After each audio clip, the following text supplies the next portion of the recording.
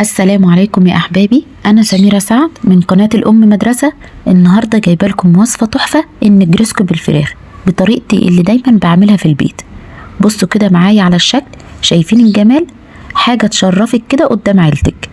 أول ما خرجت من الفرن قطعتها وهي سخنة، لأني أنا بحب أول قطمة تكون مليانة جبنة سايحة وهي بتمط، والطعم كريمي ناعم. اما الفرخه متشوحه حلو داخله جوه قلب المكرونه، وما اقولكمش على الريحه، كانت قلب البيت. تعالوا معايا نشوف الطريقه مع بعض.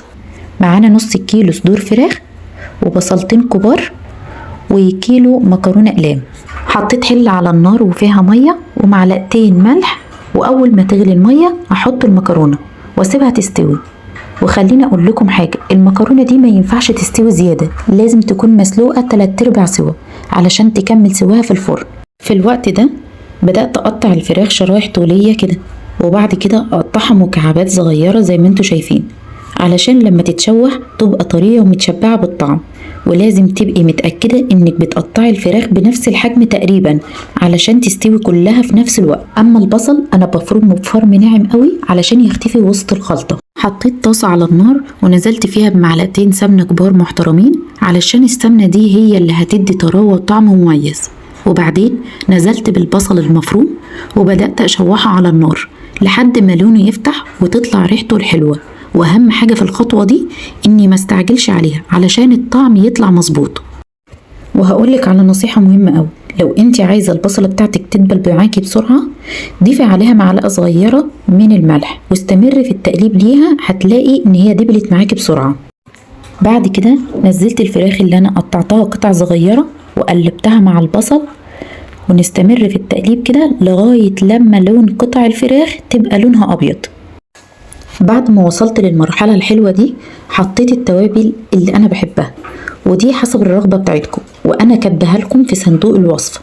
معلقة صغيرة من الكاري، معلقة صغيرة من الشطة، معلقة فلفل اسمر، معلقة بهارات الفراخ، ودي اللي بتدي طعم مميز للفراخ. قلبت الفراخ كويس مع التوابل وسبتها على نار هادية لحد ما تستوي وتبدأ تبخر المية اللي موجودة فيها. وطبعا احنا مش هنضيف الملح لان احنا ضفناه على البصلة واحنا بنسويها. وفي الوقت ده هبدأ أجهز البشاميل اللي هو الصوص الأبيض، عشان هو ده اللي هيدي للطبخة قوام كريمي اللي الناس كلها بتحبه. حطيت معلقتين سمنة بلدي على النار وسبتها تدوب، وبعد كده نزلت ب5 معالق كبار دقيق، وأخدت وقتي أشوحه كويس لحد ما يتحمص الدقيق ويطلع ريحته الجميلة. ودي خطوة مهمة علشان البشاميل ما يكونش طعمه دقيق ني.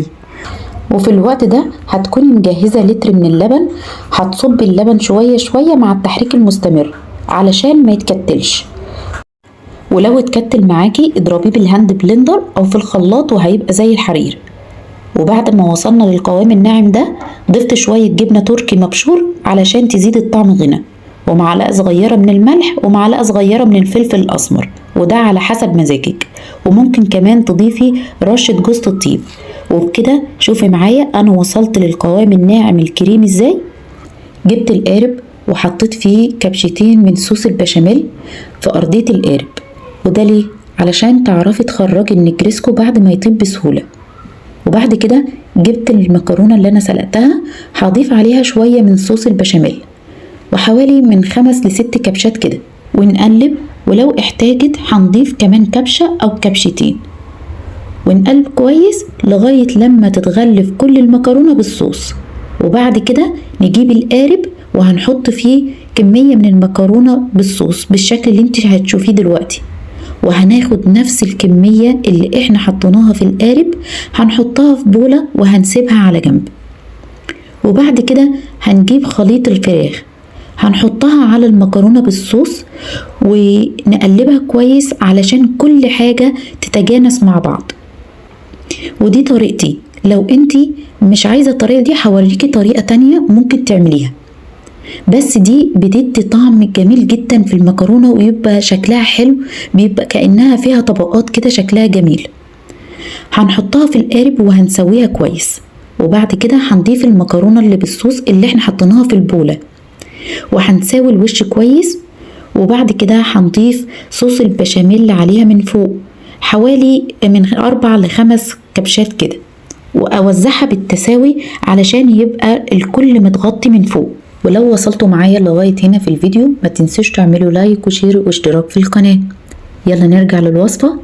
باقي البشاميل هنضيف عليه بالطين ونقلب كويس قوي، وبعد كده هنضيف عليها معلقة صغيرة من الملح ومعلقة صغيرة من الفلفل الاسود ورشة من الشطة، وبعد كده هنضيف عليهم معلقتين من الجبنة التركي المبشورة، وهنقلب كويس قوي مع بعض علشان تتجانس كل المكونات دي مع بعض، وهنضيفهم على الوش كده ونبدأ ندخل المكرونة بتاعتنا في الفرن. والفرن هنا لازم يكون متسخن على درجة حرارة متوسطة. وهي في الفرن دلوقتي تعالى اقولك الطريقة التانية تقدري تعمليها. بعد ما تغلفي المكرونة بصوص البشاميل بالمنظر اللي انت شايفاه كده، ممكن ما تضيفيش خلاص خليط الفراخ عليها، تعمليها بالطريقة التقليدية المعتادة. هنجيب الصينية المدهونة بشوية من صوص البشاميل، هنحط فيها نص كمية المكرونة ونسويها كويس قوي، وبعد كده هنحط خليط الفراخ بالمنظر اللي انت شايفاه ده ونوزعها كويس قوي، وبعد كده نضيف باقي المكرونة ونضغط عليها ونسويها كويس، ونحط عليها من فوق كده كبشتين من الصوص البشاميل ونوزعه بالتساوي علشان يبقى كل حاجة متغطية من فوق. البشاميل هنحط بالطين ورشة من الفلفل الأسمر ونقلبهم كويس قوي مع بعض، وبعد كده هنحطهم على المكرونة من فوق ونسويها كلها كده زي ما انتوا شايفين في الفيديو، وبعد كده هنحطها في فرن درجة حرارته متوسطة. هنخرجها وهنحط عليها الجبنة بتاعتنا اللي هي الجبنة التركي والجبنة الموتزاريلا وندخلها تاني الفرن، وده هيكون منظرها لما تخرج من الفرن. يلا بينا نرجع للأولانية.